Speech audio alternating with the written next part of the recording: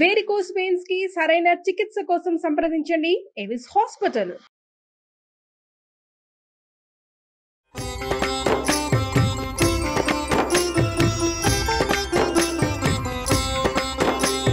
నమస్కారం.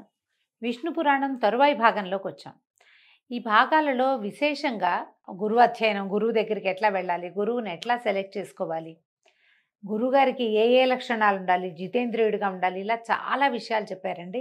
ఇక్కడంతా ఆశ్రమ ధర్మాలు అంటే వర్ణాశ్రమ ధర్మాలు, ముందు వర్ణాలు చెప్పారు. అంటే ఏ జాతి వాళ్ళు ఎలా ప్రవర్తించాలి అనేది ముందు భాగంలో చెప్పి, ఈ భాగంలో మాత్రం ఆశ్రమ ధర్మాలు అంటే మనం గృహస్థాశ్రమంలో ఉన్నప్పుడు ముందు బ్రహ్మచారిగా ఉన్నప్పుడు ఎట్లా ప్రవర్తించాలి, గృహస్థుగా ఉన్నప్పుడు ఎట్లా ప్రవర్తించాలి, వానప్రస్థం తీసుకుంటే ఎట్లాగా, ఒకవేళ మనం సన్యాసాశ్రమం స్వీకరిస్తే సన్యాసి ఎలా ఉండాలి అనేది చాలా బహువిధమైన విషయాల్ని చర్చ చేశారండి. ఇంత చర్చ మనకి ఈ కాలానికి అవసరం లేదని అనిపించింది నాకు. కానీ ప్రత్యేకంగానట ఇది చూడండి, సంప్రదాయానుసారం ఉపనయనం అయిన తర్వాత అంటే బ్రాహ్మణ విద్యార్థులు, బ్రాహ్మణ క్షత్రియ వైశ్య విద్యార్థులు ఉపనయనం జరిగిన తర్వాత ఒక గురువు దగ్గరికి వెళ్ళి కొంతకాలం చదువుకోవాలి. ఆ తర్వాత 4వ జాతి వాళ్ళు, చతుర్థ వర్ణం వాళ్ళు మాత్రం తండ్రులు లేదా తాతల దగ్గర విద్యను అభ్యసించాలి.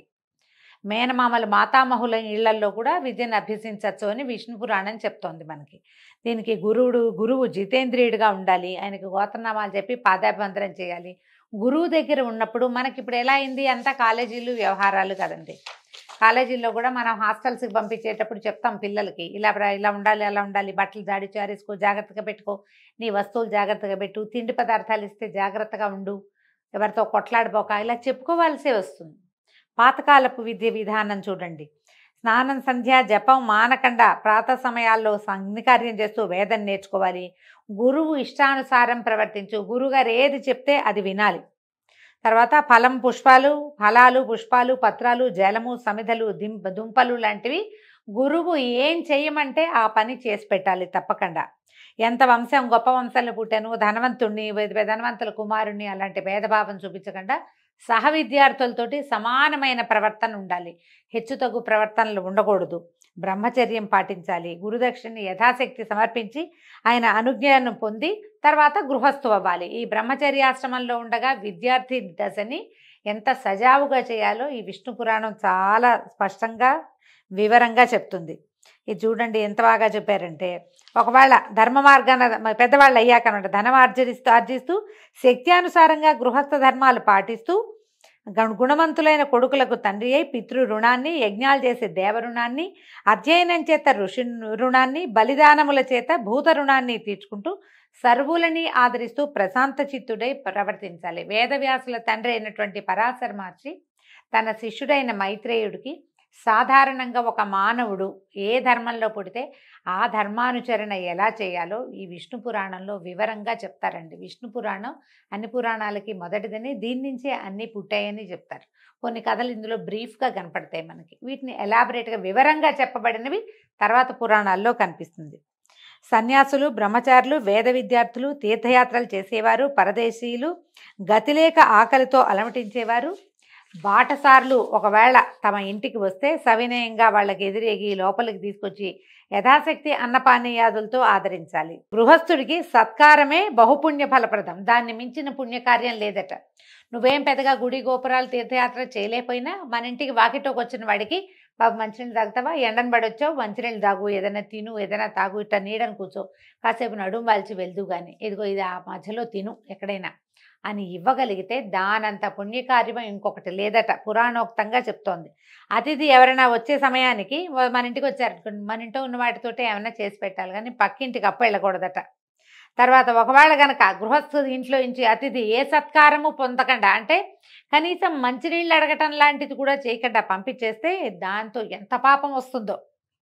ఇట్లా గృహస్థ ధర్మాలన్నిటి సక్రమంగా పాటించి దైహిక జీవితం అంటే మనం హాయిగా సుఖంగా తినటము, సరిపడా తింటూ ఉండటము, ఇతరులని ఆదరించటము, మనం ఏం చేయాలో ఆ క్రియలు చేస్తూ మరణించిన వాడు హాయిగా స్వర్గాన్ని పొందుతాడట. గుణవంతులైన పుత్రులు ఒకవేళ సంతానం ఉంటే వాళ్ళకి విద్యాబుద్ధులు, వాళ్ళకి రెక్కలు వచ్చేదాకా వాడిని పోషించి వాడికి ఏదైనా నేర్పించి చేయాలట తప్పకుండా.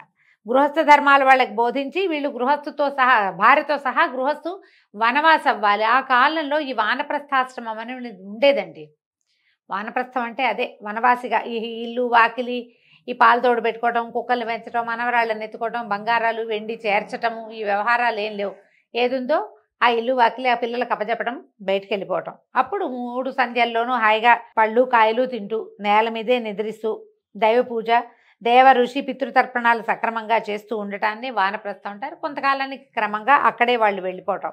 తపశ్చర్యతోటే ఆ కాలంలో, అంటే ఇది కృతయుగం నాటి సంగతి కదా, అప్పుడు ఇట్లాగే చేసేవారు. ఇక సన్యాసులైతే పుత్ర కళత్ర మిత్రాది సంబంధము, భూమి పుట్ర తోట దొడ్డి ఇల్లు వాకిలి అనే స్మరణ, నాది అనే భావం లేక మత్సరాదులకి మనసును చోటివ్వక ఎవరితోనూ మాటలతోటి కూడా సంబంధం ఉంచుకోక ఆకలి దప్పులకి లొంగకుండా ఉండటమే సన్యాసికి ప్రధాన ధర్మం అట. అందరితోటి మాట్లాడాలి, కోపావేశాలకి వాటికి లోనవ్వకూడదు, ప్రధానంగా ఉండాలని చెప్తారు. ఒక్కొక్కళ్ళకి ఒక్కొక్క రకాల ఇవి పెట్టారండి. ప్రతి వాళ్ళు ఈ రకమైన కులాచారాన్ని పద్ధతిని పాటించాలి. ఇవి మన దగ్గరికి ఎట్లా వస్తాయి అంటే, మామూలుగా సంసారాల్లో మన తాత ఎట్లా ఉన్నాడో తండ్రి ఎట్లా ఉన్నాడో మనం ఎట్లా ఉన్నామో మన పిల్లలు అలాగే ఇంచుమించుగా ఉంటారు. విధానాలు ఏవో చిన్నవి కాలానుగుణంగా మారినా, ఇప్పుడు మనకి కాలానుగుణం ఏంటంటే తాతలు ఉన్నట్టు తండ్రులు లేరు, తండ్రులు ఉన్నట్టు కొడుకులు ఉండట్లేదు. ఇక మనవల సంగతి అడగనే ఎక్కర్లేదు. ఒక్కోసారి మనవలే లేని పరిస్థితులు కూడా ఈ రోజున దాపురిచ్చాయి. కానీ పాతకాలంలో అట్లా ఉండేది కాదు. తాత తండ్రుల విధానాన్ని తప్పనిసరిగా పాటించే కాలం ఉండేది ఆ రోజుల్లో. అయితే వీళ్ళు చెప్తున్నారు, ఏ విషయమైనా ప్రతి వాళ్ళకి అన్నమాట ఇది. ఏ సమయమైనా ఎక్కువగా మాట్లాడకూడదు, కోపతాపాలకి లోపమోహాలకి గురి కాకూడదు, ఎట్టి పరిస్థితుల్లోనూ కళ్ళలాడకూడదు, అబద్ధాలు ఆడద్దు, ఎదుటివారికి వినడానికి కష్టమైనా సరే నిజాన్నే చెప్పాలట. ఇది అందరికీనండి, అన్ని జాతుల వాళ్ళకి. దూషణ భాషలు ఆడకూడదు, పగలు ఎన్నుకోరాదు, అంటే ప్రత్యేకంగా పగ పెంచుకోవటం అలాంటివి చేయకూడదు. ఒంటెని వాహనంగా ఉంచుకునేవాళ్ళు కాదట ఆ రోజుల్లో. వాహనంగా మరి ఇప్పుడు ఈ రాజస్థాన్ ఆ వైపు వాళ్ళు అలాగే కదా ఉంచుకుంటారు. మన వాళ్ళకి ఏం చెప్తాం, గట్టు దగ్గర ఉన్నటువంటి చెట్టు కింద పడుకోకూడదు. ఒక్కొక్కసారి పైనుంచి వాగేదైనా వస్తే గట్టు లాగేస్తుంది అనమాట, అందుకని పడుకోకూడదు అనేవాళ్ళు. కులాచారం విడిచి ప్రవర్తించే వాళ్ళతోటి, దొంగతోటి, వెర్రివాడితోటి, పగవాడితోటి, పాపపు పనులు చేసేవాడితోటి, జార చోరులతోటి, అసత్య భాషణుడితోటి, విటునితోటి, అప్పులవాడితోటి, సత్కర్మలు ఆచరింపని వాడితోటి మైత్రి చేయకూడదు. ఇలాంటి స్నేహితులతోటి ఉంచుకోకూడదు స్నేహాన్ని. ఒంటరిగా తోవలో పయనించకూడదు. ఎప్పుడైనా సరే ఒంటరి ప్రయాణం బాధాకరమేనండి, తప్పకుండా తోడుండాలి. పొంగి పొర్లుతూ ఉన్న ఏటిలో దిగి ఈదకూడదు. ఇలాంటివి కొన్ని ప్రత్యేకంగా చెప్పారు. మాటికి బిగ్గరగా నవ్వడము, పళ్ళు కొరకటము, అనరాని మాటలాడము, విచ్చలవిడిగా తుమ్మటము, అంటే తుమ్ము వచ్చినప్పుడు నువ్వు మొహానికి చెయ్యి అడ్డం పెట్టుకోకుండా తుమ్మటం కానీ, ఎంతసేపు తలగోక్కోవటం, ఇవన్నీ దుష్టచేష్టలు. మంచి బాడీ లాంగ్వేజ్ బాగుండదు అనమాట, అవి చేయకూడదు అనేవాళ్ళు. పుల్లలు విరవటము, పగబట్టి పైవారితోటి మాట్లాడటము, వడివడిగా ఎంతసేపు పరిగెడుతూ ఉండటం, గోటితో గోర్లు ఇట్లా తీసుకుంటాం, అది అసలు మంచిది కాదు, చేయకూడదు అంటున్నారు. ఇక ఎన్ని రకాలోనండి ఇలాంటివి. ఎవరు లేని ఇంటి యందు ఎవరు లేని చోట ఉండకూడదు. ఇప్పుడు కూడా చూడండి, ఎక్కడైనా సరే ఖాళీగా ఉన్న ప్రదేశాల్లో ఒకటే ఇల్లుంది, ఎవరు లేరు, కప్పుకున్న ఆ ఇంట్లోకి వెళ్తే ఏ ప్రమాదమో వస్తుంది, వెళ్ళకూడదు. ఆడపిల్లల్ని ఎక్కడికైనా పిలిస్తే, అమ్మాయిలు వెళ్ళిపోతున్నారు, వాళ్ళు పిలుస్తాడు ఎవడో, రమ్మంటారు, వీళ్ళు అక్కడికి వెళ్తారు, అక్కడ ఏదో జరగకూడదు జరుగుతుంది. పొరపాటును కూడా ఒంటరిగా ఉన్న మగవారిని కలవకూడదు అని రాస్తున్నారు. ఇది విష్ణు పురాణంలోనే చెప్పబడింది చూడండి. ఎవరు లేని ఇంటి యందు ఎవరు లేని చోట ఉండకూడదు. గురువు, బ్రాహ్మణుడు, దేవ విగ్రహం ఎదురైతే తల ఉంచుకోవాలట, దానికి ఎదురుగా వెళ్ళకూడదు, కొంచెం పక్కగా వెళ్ళాలంటున్నారు. కొన్ని ప్రత్యేకమైనవి, హోమ భస్మాన్ని, ముళ్ళు, మలము, తెగిపడిన కేశాలు, ఎముకలు, ఎంగిలి, స్నానానంతరం తడిచి ఉన్న నేల, వాటిని ముట్టుకోకూడదు. వాటన్నిట్లలోనూ బ్యాక్టీరియా ఉంటుందండి, అందుకని అది మంచిది కాదంటారు. జుట్టు విరబోసుకుని రాత్రివేళ వీధి గుమ్మల్లో నుంచోకూడదు. సరైన వస్త్రాలు, ఒంటి నిండా వస్త్రాలు లేకుండా ఇంట్లోంచి బయటికి వెళ్ళకూడదు.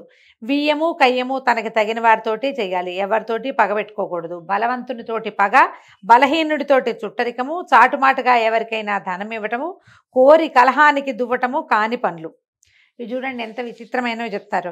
మంచినీళ్ళు, మనం ఇప్పుడు చేస్తున్న పని, అటు ఇటు నడుస్తూ భుజించటము, తాగటము, నుంచుండి ఆచమించడము చేయకూడదు. కలికాలం అంతా ఏంటండి, నిలబడి భోజనం చేయటమే. ఎంత ఖరీదైన పెళ్లిలో అయినా బఫే ఫుడ్ తప్పదు, ఎవరు వడ్డించట్లే. ఇప్పుడు నిలబడి, మన ఇళ్లలో కూడా మనం గబగబా బయటికి వెళ్ళాలంటే నిలబడి టిఫిన్ చేసేస్తాం. కనీసం కొన్ని పద్ధతులైనా మార్చుకోవాలండి. పురాణాల ప్రకారం మన ఇంట్లో అయినా కనీసం కూర్చుని మంచినీళ్ళు తాగటం, కూర్చుని టిఫిన్ చేయటం, కూర్చుని భోజనం చేయటం, హాస్పిటల్ వేసుకుని నేల మీద ఒక 5 నిమిషాలు సమయం ఇస్తే సరిపోతుంది. ఆరోగ్యం పాడవకుండా ఉంటుందట. ఎక్కడికైనా వెళ్తే తప్పకుండా ఎండలో అయినా వానలో అయినా గొడుగు వాడాలట. ఎంత పురాతనమైన పద్ధతి చూడండి. రాత్రిపూట అడవిలోకి వెళ్ళేటప్పుడు తోడు లేకుండా వెళ్ళకూడదు, ఆయుధం లేకుండా అసలు వెళ్ళకూడదట. కర్రో కత్తో ఖచ్చితంగా ఉండాలి. ఊళ్ళల్లో నుండి నాకు తెలిసి మా ఊర్లో కూడా పాలేళ్ళు వాళ్ళు పెద్దవాళ్ళు సాయంకాలం పూట బయటకు వెళ్తే కర్ర చేత్తో పుచ్చుకుని వెళ్ళేవాళ్ళండి. కర్ర లేకుండా నడిచేవాళ్ళే కదా, అందరి దగ్గర చేపాటి కర్రలు ఉండేవి. జ్ఞాపకం చేసుకోండి, మీ ఊళ్ళల్లో కూడా మీరు అలాంటివే చూసుంటారు. ఈ రకంగా మనం సదాచార సంపన్నులుగా సాత్విక గుణాలు కలిగిన వాళ్ళమై పరపీడ పరనింద చేయకుండా ఉంటే కనుక పావన జీవనం అవుతుంది. ఇది పవిత్రమైన జీవితం కిందే లెక్కట. ఇది జన్మాంతమందు వీళ్ళు పుణ్యలోక నివాసులు అవుతారు. అయితే అక్కడి నుంచి పితృకాండ కూడా అడిగారు, ఎట్లా పితృకార్యాలు చేయాలి, ఎవరైనా మరణిస్తే ఏం చేయాలి అని అడిగితే ఇప్పుడు దీనికి ఒక్కొక్కటి ఒక్కొక్క పద్ధతిగా చెప్తారండి. బ్రాహ్మణులకు 10 దినాలు, క్షత్రియులకి 12 దినాలు, వైశ్యులకు 15 దినాలు, శూద్రులకు 1 నెల సూతకం ఉంటుంది. సూతకం ఇప్పుడు మనం ఏడాది సూతకాలు ఉన్నాయి కదా, అందరికీ కాదు, కొంతమందికి ఒక్కొక్క రకమైన సూతకం ఉంటుంది. ఆ సూతక విధిని కూడా ఎట్లా మనం భోజనం పెట్టాలి, ఎవరు ఎలా చేయాలి. శూద్రులకి అంటే 4వ జాతి వాళ్ళు, బ్రాహ్మణులు, వైశ్యులు, క్షత్రియులు కాని వాళ్ళందరికీ 1 నెల రోజులే సూతకం. ఆ నెల తర్వాత బట్టలు పెట్టేస్తారండి.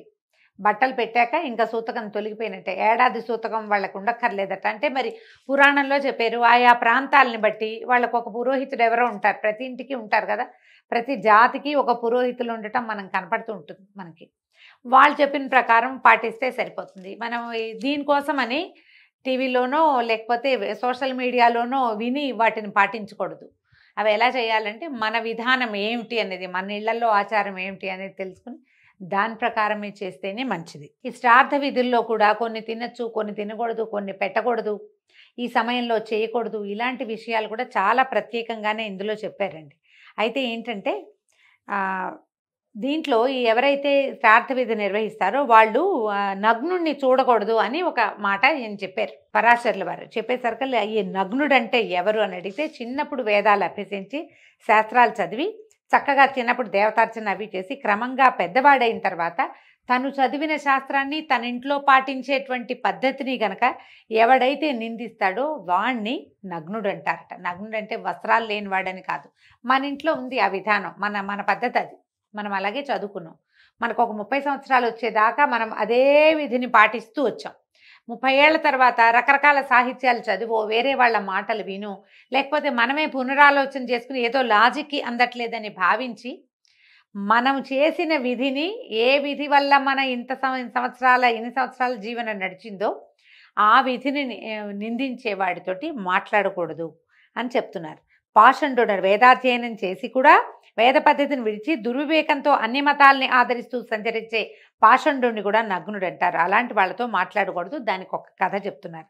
చిన్నప్పుడట ఈయన పరాశరుల వారి చిన్నతనంలో వశిష్ఠుడు శంతననందనుడైన భీష్ముడికి చెప్పింది, మా తాత భీష్ముల వారికి చెప్పారు, అది నేను విన్నాను, ఇది చెప్తున్నాను అన్నాడు. ఏంటంటే శ్రీకాంతుడు అంటే శ్రీ మహావిష్ణువు నరసింహస్వామి అయి ఆ స్వరూపాన్ని ధరించి హిరణ్యకశిపుణ్ణి వధించిన తర్వాత అతని కుమారుడైన ప్రహ్లాదుడు, అంటే ఏ ప్రహ్లాదుడి వల్ల నరసింహమూర్తి ఆవిర్భవించాడో అతడు దేవతలపైకి సేనా సమేతుడై వెళ్ళి ఇంద్రాదుల్ని బాధిస్తే అప్పుడు వాళ్ళు వెళ్ళి శ్వేతద్వీపంలో చింతామణి గుహలో విష్ణునామ జపం చేసుకుంటూ కూర్చుంటే అప్పుడు వాళ్ళకి శంఖచక్రధరుడైన పీతాంబరుడు ప్రత్యక్షమయ్యాడు. ఇంద్రాదులు పుండరీకాక్షుని చూసి చేతులు జోడించి పలుపరి విధాలుగా ప్రార్థించారు, నమస్కారం చేసి స్తుతి చేశారు.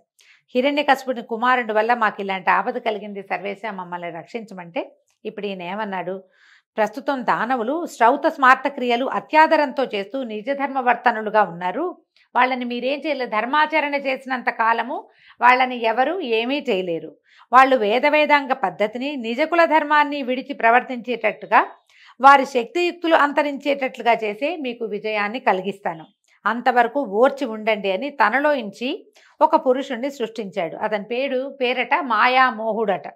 ఆ పురుషుణ్ణి దేవతలకు చూపించాడు. ఈ పురుషుడు అసురులని వితండవాదంతో ముగ్ధుల్ని చేసి ధర్మకర్మ విముక్తుల్ని చేస్తాడు, మీకు గెలుపు కలిగిస్తాడు అని అదృశ్యుడయ్యాడు.